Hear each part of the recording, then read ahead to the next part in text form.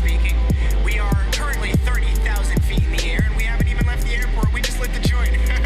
Just kidding, a little pilot humor there. We like to have fun. Our destination today is Casablanca, Morocco. So everyone, sit back, fasten your seatbelts, and prepare for takeoff. We will be arriving in 6 hours. Seven Footers crew, what is going down? It is Jarod and Jenna. You guys already know we're back, baby. It is the time where we're approaching the All-Star break, Jarod. It's getting serious. Yeah, we're getting close. I mean, it's so crazy. We got like, I don't know, 3 weeks till All-Star, like something like that. Maybe not. Yeah, maybe. Yeah, 3 weeks. Yeah, it's funny, right? Because everybody's always like, oh, All-Star, halfway point in the season. I'm like, no, All-Star's 2/3. Like when we get back from All-Star, it's like a mad dash to the playoffs. Oh, right? yeah. We basically got a month left, and then it's time to go. So, no, this is the guys are ready for a break, but there's always exciting things happening in this here association. Oh, yeah. This is when, like, everybody hits that quick weekend trip to Cabo or Turks while, the other guys are in Utah playing the All-Star game. But this is where they recharge. Guys Gotta recharge. Gotta right? recharge, man. Oh, man. But, yeah, it's getting gritty out there in the association. We have a couple hot button topics to get through today. So why don't we start in the West with the ailing Warriors? Is that a good adjective for that one? Excellent. Yeah, because they're not starting out so hot from the last season when, everybody thought they'd be on the greatest roll since freaking sliced bread. But not the case right now. They're dealing with injuries. They're dealing with, how do you call it? The old guys and the new guys trying to make it work at the same time. Yeah, it's the two timelines they're trying to run there, right? And things are not working. Look, winning a championship is hard, right? Repeating is even harder. And remember, the Warriors only repeated the time when they had Kevin Durant, right? Like they didn't repeat in those years prior, right? It's a difficult thing, and obviously you have to be very good, but you need luck and you need things to go your way. And when you start the season off causing your own problems, it's real tough to kind of like right that ship. And the Warriors right now are a game under 500. I mean, this is kind of who they've been all season, Jenna. They're a middling offense, which is surprising when you have Steph Curry, middling to poor, 22nd ranked in offensive rating, and they're 13th in defensive rating, right? It's just they're just off, right? And a lot of it is because of the two timelines, those young guys, Kuminga, Wise, and Moody, not really ready to do what is necessary to win a championship. The Warrior system's hard. We talk about that. But there's also some other stuff that's going on, Jenna, that, has really been causing this team some difficulties. Yeah, absolutely. I mean, also when you knock out your teammate, that could put friction in the locker room. Forgive me. I don't mean to laugh, but no. Got me. I only bring that up because of what we're about to chat about and Draymond Green on his podcast. He was chatting. Who was that? Jamal, right? Jamal Crawford. Yeah. And he was explaining, he didn't sugarcoat that the Warriors are struggling, called it that they have a lot of shortcomings, which he took the blame for. He said he hasn't been the leader that he needs to be for this team. He brought up the issue with the quote young Wolverine brother JP, right. And he said that he's kind of been walking the line of not really being Draymond the leader because of the aftermath and the things that have dealt with that in the team. So again, he did not sugarcoat it. What are your thoughts on this? Do you think that's really the catalyst and the root of all of this? I do. I want to play it because like Draymond really kind of like let us into like what's going on. So I want to play this because it was. Listen, it was real, and I thought Draymond really opened up here. I do. You guys know it. So is it the regular season versus the playoffs in that switch? Break me inside the locker room. So what do you think? I think we definitely know and understand that we have a switch, but our struggles this year hasn't been because we're not flicking the switch. Our struggles have been, and by the way, this is why you are who you are. This is why you're great when I watch you on TV and you're going to continue to get better. It's because you can get people to say things that they probably wouldn't say to anyone else. And so here I am about to say something that I would not say to anyone else. On the Draymond Green show, don't forget, tap in. Gotta tap in. Which is, I think a lot of our shortcomings this year is my fault. Why is it my fault? Because I have not been the leader that I am and that I need to be for this team.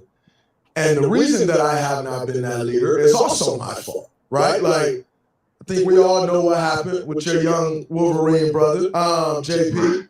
And so for me, I've kind of had to walk a fine line of not really being Draymond. And when I'm not really being myself, that's not the best thing for this team. And so where we've struggled is accountability. And accountability on the defensive end, accountability on the offensive end. You know the accountability that it takes to have a winning team. And that's my role on this team. And I fell short in that area. And Jenna, look, Draymond kept it 100 right there, right? Like that is, we said it in the beginning. How was this team going to respond to this? Everybody came out, they said, it's fine, we'll work past it. Draymond's got some work to do to build it, to regain the trust. But he came out and said, look, that's the reason, right? And Draymond that's who he is on this team. He is the leader in that way. He holds guys accountable, but you can't hold guys accountable when you commit an action like that against you, right? People are looking at you sideways like, man, who are you? I'm listening to you. We saw what you did, what you did to JP in the beginning. Like, you're talking out two sides of your mouth, and that is a challenge. And chemistry and balance and all that on a team is difficult. Now, all that being said, they are still the Warriors. Their starting five lineup is still the best starting five lineup in adjusted net rating in the NBA. And when healthy in the playoffs against anybody, they will like their chances, right? Because of all their institutional knowledge and who and what they are. I will say this, however. They got to show me more right now. And right now, they're not doing it. So, yeah, they may believe that. It don't matter what seed we are. We can win on the road. We can do whatever. Well, you ain't win on the road this year. So, we'll see about that, at least in the regular season. And, against maybe most of the Western Conference, I'd be like, yeah, Dallas, Sacramento, those teams. But a healthy Clippers team, I'm not sure I'm picking you against them. The Memphis Grizzlies, I'm definitely not picking you against them. All right. Like the Nuggets, maybe you will, because you can find some ways to kind of single out Jokic on that matchup, and they have some defensive issues of their own. But it's going to take a Herculean effort for this team to go on a run to try to repeat their championship. The other piece, before we put this to bed, Jenna, is the writing's on the wall here, right? And Draymond said as much in that same interview. This is the last year of his deal, of his contract, I believe. It's highly unlikely he's back with this team next year, right? And he knows that, right? And so, it's just kind of, they have some decisions to make. They got Draymond, they got Clay, right? Who's, still pretty good, but not what he once was, given up the injuries and his age and the wear and tear. So, and they're both paid a lot of money, right? And so it'll be interesting to see what Bob Myers and Joe Lacob decide to do this offseason. It really will. The Warriors just continue to go through an interesting journey with this core squad, for real. I mean, between injuries and dramatics and different things. So we shall see. I mean, hey, if they make a run though, dynasty talk at all. I mean, look, if they somehow find a way to make a run and go back and win the title again, this is just like, it's incredible, right? Like the ability to triumph over all of that, it's a lot. Yeah. Tough stuff, especially when Steph Curry's playing at an MVP level. But we shall see how it plays out. Let's go over to the East and talk about the Nets, because they are without KD, dropped 4 games without him in the lineup, and then won 2, Golden State and Phoenix, which, of course, he's still out. The Nets announced on Tuesday that he'd be reevaluated in 2 weeks for that MCL sprain that he suffered. When was that? That was January 6th. Yeah, against the Heat. So let's talk about it. I mean, he said he wants to play. Again, All-Stars next month. Not that really matters for what we're talking about here, but he wants to be a part of it. He wants to play. He's going to start running this week. What's the vibe in Brooklyn? The key for this team right now, Jenna, is can they maintain and sustain themselves while Kevin is working his way back? As you mentioned, he did say he spoke to the media today. He's going to start doing some on-court basketball stuff this week, running, some shooting, obviously non-contact stuff right now to see where he's at. And then in 2 weeks, when he's reevaluated again, they'll determine, Is the leg strong? Is the knee area strong enough now? Can he start resuming? Can he start ramping up to contact practices and doing all that? Look, for this team and those 4 losses, and it takes a while to adjust to playing without maybe the best player in the league, right? Like, you got to figure out, all right, what do we do? Because we're so used to him being that guy who can bail us out, right? Hit whatever. He's like a 7-foot sniper, all the things. Okay, well, you don't have that now. Now it's got to be more of a collective thing. How do we rally around that? And they struggled, right? 4 tough losses. They didn't get blown out in any of those losses, but they were just having a tough time finding and generating consistent offense. Kyrie Irving had 2 great games against the Suns late in that fourth quarter, the Jazz in the win, and the Golden State Warriors in that comeback to win 2 straight. And they seemingly found something. Jenna, if they can somehow find a way to maintain and play around 500 ball, maybe slightly above 500, that's a good thing, right? Because then it's like, okay, Durant comes back. I mean, he's the easiest superstar in the world to just slot back in, right? Because it's just automatic, right? Catch, shoot, whatever. He just does his thing. If they are doing this and they find a way to win without him, and then he comes back, this is the galvanizing force this team needs to be like, wait a minute, we're legit. And then they got to start thinking, no, we're championship contenders. We can compete for a title and win it this year. So come the trade deadline, they can look to be aggressive, right? Okay, how do we get another backup big? How do we get another wing player in here? Whatever it is, they need some more size, etc. So this next few weeks are going to be interesting, and the Nets they're not going to rush him back because the postseason is what matters, not the regular season. So I mean, Shams said they're optimistic that he plays before the All-Star game, but Brooklyn is known to be conservative with injuries. He's going to want to push to play. They're going to say, bro, I'd rather give you an extra 9 days. You come back post All-Star, then we're ready to rock and roll, and we can go and sprint towards the playoffs. So we'll see. Interesting stuff. No KD potentially for All-Star Weekend would be problematic for. Well, it's been he has been the leading vote getter in the Eastern Conference the last 2 seasons and has not played in the All-Star game because he's been injured. So I mean, this is not anything new, right? He's been voted because he's that kind of player and all that, but he hasn't played because he's been out. And honestly, look, it's an exhibition game, and I know he wants to play because he loves to just be with the guys, and it's a thing, right? When these star guys get together and hang out and do their thing. But again, the Nets, and he came here to change things and win a title, right? Playing an All-Star game isn't going to help or change that. The other piece for them, Jenna, is the Ben Simmons situation.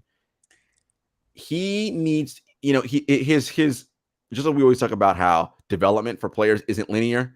His return back to form is also not linear, right? He has moments where he's playing well, then he dips a little bit, then he comes back. It's been a very up and down first 40-something games halfway through the season. To be expected. He didn't play basketball for an entire year. But they cannot be the championship team they want to be unless he is that aggressive version on offense. Again, not about scoring, but being aggressive. And he is that all NBA level defender.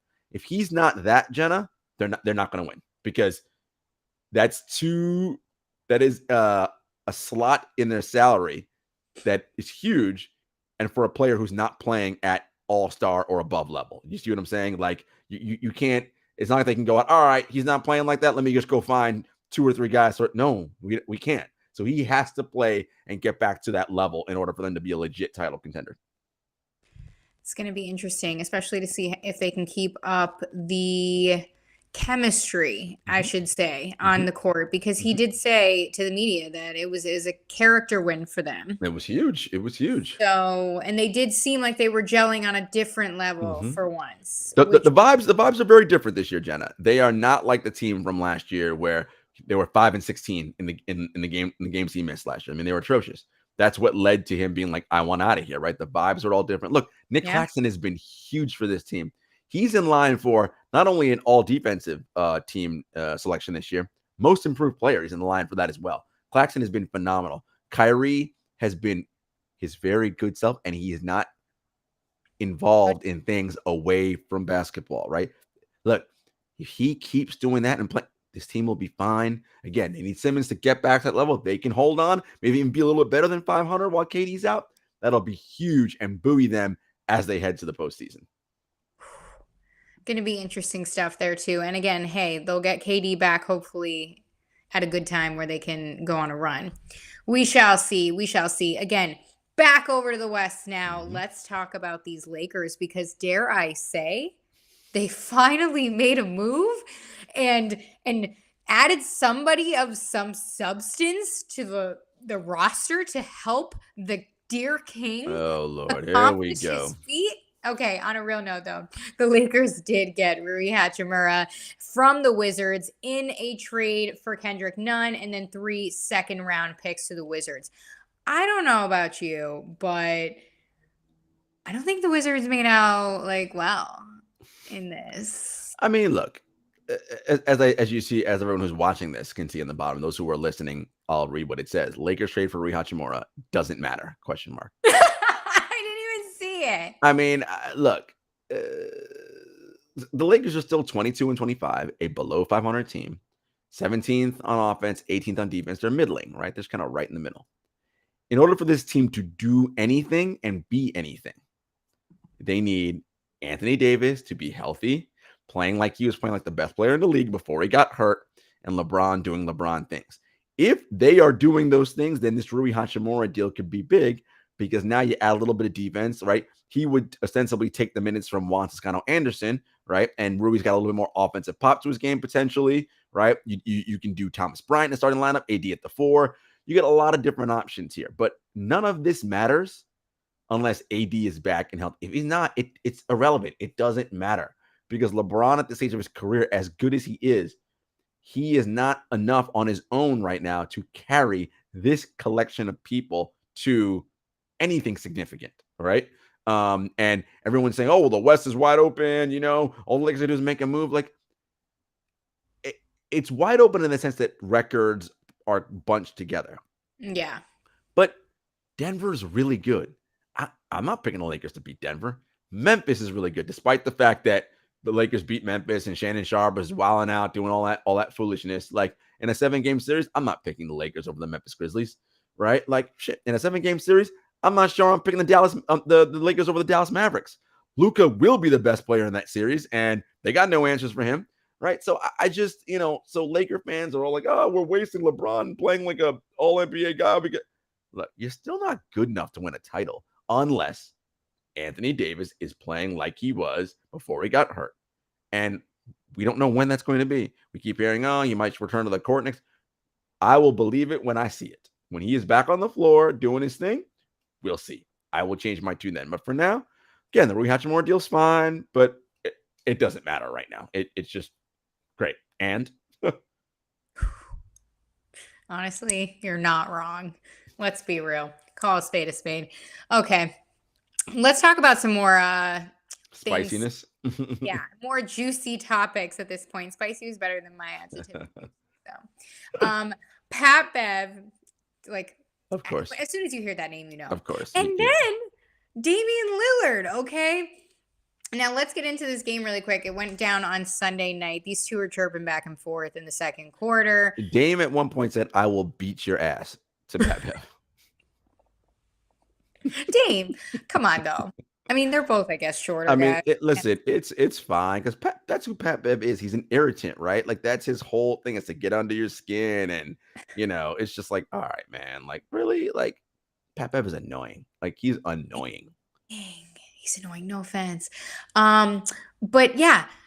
Goes down in the second quarter on Sunday. They're chirping back and forth. Dame's at the line. Pat Bev gets a tech for walking in the lane. A whole spiel breaks out. They pause everything. And then they take it to Twitter. Of course, things are getting petty on there too. And then, what was it? Dame called him a con man, a flip from above the rim. Hilarious. I'm dying. I was like, Dame, that was good. That was a good burn, Dame. Off night for Dame shooting, which gave Pat Bev some fuel.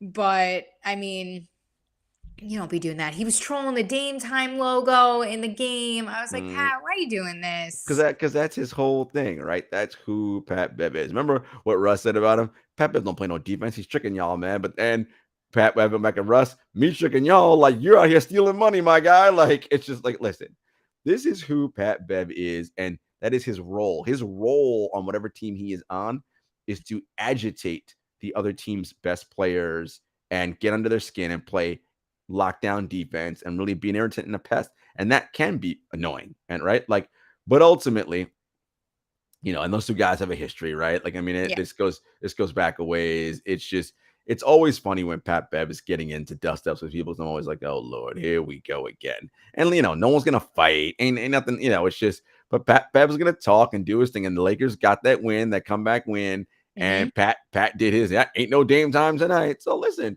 he got his jokes off, did his thing. It's cool. Good for you. Oh, gotta love it though. Pat Bev, the entertaining gift that keeps on giving. Keeps on giving. Too funny. We'll see what team he's on next season. Jenna! My gosh, it's just like word vomit some days. That was a good one. I like that. You're like, yeah, it was. That was a good one. Well played by you. Thank you. Now I'll probably get trolled by Pat Bev, who will listen to our podcast one time and hear only that. Gotta love it though. This might be a clip for later. Okay. We talked about it. We're approaching the All-Star break, which means we're officially down to crunch time in the association, and things are getting down to the wire here. Shitty teams are going to keep being shitty, and then we're just going to have a couple teams that we can finally talk about. No offense, everybody, but I mean, when you got 30 teams, you got to narrow it down. My brain hurts. So let's talk about our top 5 teams right now. In the league. I mean, you already mentioned a few that I know are going to be on your list. So kick it off for me. All right. Number 5. And we'll go back and forth. I give my 5, you give your 5, and so on. All right. Number 5 for me. Get ready for this. This might blow your mind. The Sacramento Kings. Wow. We're already starting there. They did beat the Lakers the other night too. They beat the Lakers, beat the Grizzlies last night. Look, Jenna, the Kings are 3rd in the West.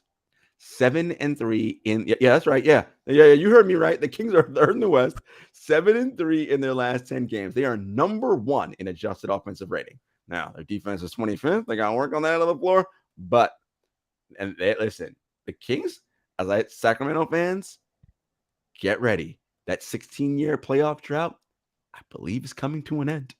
Going to make the playoffs this year. Kings, that's my number 5 team right now. For some context here, the Kings were the original dumpster fire. Perennial dumpster fire. I would carry a fire extinguisher anytime we record and talk about them because literally they were a dumpster fire. Wow, that's good stuff. I like that choice right there. Definitely surprised me. I'm going with my number 5 team is they probably deserve to be higher, but I just can't decide. The Clippers. Okay. They're coming on. Yeah, I say this because above 500, just above 500, but they're 6th in the West. And I remember at a time when they were in double digits in the rankings here. So talk about, coming past injury. What was it? PG and Kawhi were on the floor for the first time, I think only the 18th time in 49 games. Forgive me if I'm wrong. The other night. And they looked like a completely different team, of course, to the point where Ty Lue was like, this is a different squad when we're all out here clicking together. So Clippers have me at 5. Okay. Number 4 for me, the Memphis Grizzlies. They were higher just a week ago when they're on their 12-game winning streak. They've dropped 3 straight since. No John Morant last night, back-to-back, played Sunday, played Monday. They're kind of hitting a little bit of a doldrum in the season right now. They kind of got to get things together and, get themselves back on track. But I'm not too worried. Memphis Grizzlies, number 4. Who do you got as your number 4 team? My number 4 team is the Sixers. They're on, a 5-game win streak right now as they go to face Brooklyn. Tomorrow night. And I just like what I'm seeing here. Again, on a nice streak, especially for this late in the season that they're showing good flashes, which is interesting because this is when they usually start to shit the bed. So I have faith in these Sixers. I'm telling you, ever since I took that trip down to Philly and I was rubbing elbows with all the Philly people, I was like, take me here. So number 4. All right. That's your 4. Number 3 for me, the Denver Nuggets. Look, I mean, they are number 1 in the Western Conference. They've dropped 2 straight themselves, or 3 straight. Look, they still have Nikola Jokic, the reigning 2-time MVP, might be the 3-time MVP. Look, their offense is excellent. They got some struggles on defensive end, but they can score the ball, and Jamal Murray's starting to come on. So I like the Denver Nuggets. Be mindful, though, the Michael Porter Jr. situation. He hasn't really played that well this year. and his brother was involved in a car crash where not his brother, but somebody else died, and his brother was the driver, I believe. So that may take Michael Porter Jr.'s mind away from what's going on. Something to watch there. But Nuggets number 3. Who's your number 3 team? Well, I had Nuggets in my list, but they were 2 or 3, so we'll keep them at 3 since you had that beautiful explanation. No problem. All right, number 2. Vibes to family. For sure. Number 2, Boston Celtics. They have dropped a number of games in a row, but look, they're still the Celtics, right? I mean, they're 9-1. They lost a game, so they dropped 9. They dropped 1. 9-1 in their last 10. Still the best record in the NBA. As I said numerous times, this team is on a mission to get back to the NBA Finals, and it looks like they are well on their way. So they got some injuries to deal with right now. Marcus Smart went down. Something to pay attention to there. Robert Williams, but Boston Celtics number 2. Who's your number 2 team? Love it. My number 2 team is the Bucks. We talked about them. I think it was last week. We said we needed Chris Middleton back and XYZ, and they went through some lulls this season already, but although they did drop a game to the Cavs, what was that, Saturday? Before that, they were on like a 10-game win streak. So let's not forget what the Bucks are capable of, because I feel like we always sleep on them. And then here comes Giannis Antetokounmpo. Fear the deer, blah, blah, blah. Fear the deer, blah, blah, blah. I love it. I couldn't think of anything else. No, it's fear the deer. That works. The Bucks were like my 16. I was like, ooh, should I pick them or the Kings? But because the Kings have been a little bit better in the last 10, 7-3 versus 6-4, I went with them. All right, my number 1 team. You mentioned them earlier. Philadelphia 76ers. They are on a roll, Jenna. Number 7 in adjusted offensive rating, number 7 in adjusted defensive rating, 6th in adjusted net rating. Look, they're playing great basketball right now ahead of a matchup with Brooklyn on Wednesday night. Joel Embiid's a monster. We know this. They figured it out with Tyrese Maxey coming off the bench. Listen, this team they're starting to look like a team that's going to be problematic for a lot of people come the postseason. Now, it's early. We'll see what happens come the postseason. The team always finds a way to underachieve. But for right now, that's my money. Number 1 team in the league. All right, who's your number 1 team in the league right now? You already said it, but the Celtics. They weren't your number 1, obviously. They were number 2, but yeah. But I mean, the Celtics continue to impress me because of the consistency. They haven't really, again, small lulls, but nothing crazy. They've had some injuries. What was it, Marcus Smart? I think you might have mentioned. Yep, Robert Williams. Robert Williams. But regardless, never wavered, really. I mean, the numbers in the West, literally, it looks like the numbers just going like this. Literally, all day, every day. It looks like the freaking stock market. But the Celtics continue to maintain that top spot, if anything, 1 and 2. So they have me at consistency. Number 1 in adjusted net rating, number 3 in adjusted offensive rating, number 8 in adjusted defensive rating. I mean, they are beating the teams they're supposed to beat, and they're also beating everybody else, right? They're playing well, right? And so again, as I said, this is a team that seemingly, after they lost in the finals, had that 2-1 lead. Again, you can go either way. You're crushed in the offseason and you can't quite get back there again, or it drives you when you're so motivated to get back. And so far, it's clearly driving this team to get back. So kudos to the Celtics. And I've said it since day 1. They have had a recipe for a shit season, starting with everything that has nothing to do with basketball. So kudos to them keeping that, chemistry alive.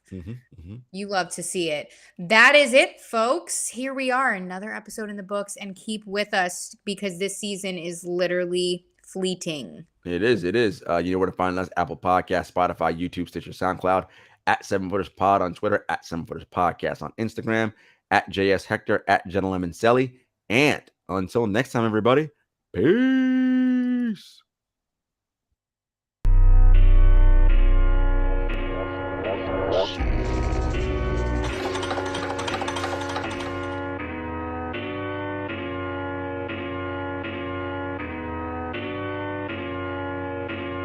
Spent a couple years out here with these raps, trying to have a plan that we made come true. Applied to some jobs, but I ain't hit back. I don't wanna trap, what's a man gonna do?